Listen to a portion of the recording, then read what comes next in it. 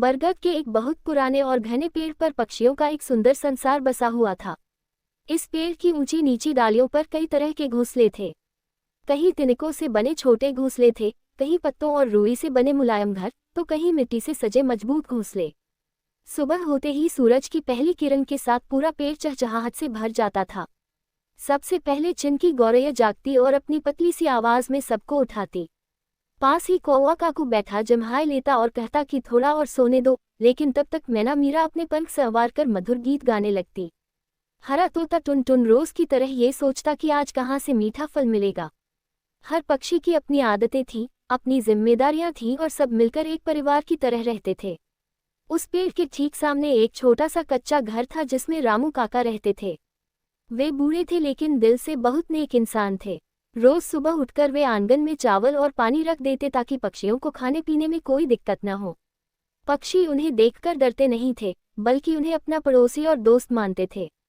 कई बार गौरैया उनकी खिड़की पर बैठकर चहचहाती और रामू काका मुस्कुराकर उससे बातें करते। उन्हें लगता था जैसे उनके घर में भी बच्चे हों। एक दिन तोता टुनटुन बोला कि वह शहर जाकर रहेगा क्योंकि वहाँ बड़े बड़े पेड़ और ढेर सारा खाना होगा। कौवा काकू ने उसे समझाया कि शहर में खतरे ज्यादा होते हैं, लेकिन टुनटुन नहीं माना और उड़ गया। 2 दिन बाद वह थका हारा लौट आया। कुछ दिनों बाद अचानक तेज आंधी और बारिश आई। हवा इतनी तेज थी कि डालियां हिलने लगी और कई घोंसले टूट गए। छोटे छोटे बच्चे डर के मारे रोने लगे। उस समय रामू काका दौड़कर बाहर आए। उन्होंने लकड़ी, रस्सी और कपड़े से डालियों को सहारा दिया ताकि बाकी घोंसले बच जाएं। अगले दिन सभी पक्षी एक साथ आए और तय किया कि वे मिलकर फिर से घोंसले बनाएंगे। कोई तिनके लाया, कोई पत्ते, कोई मिट्टी। रामू काका ने भी पुराने कपड़े और सूत दे दिया।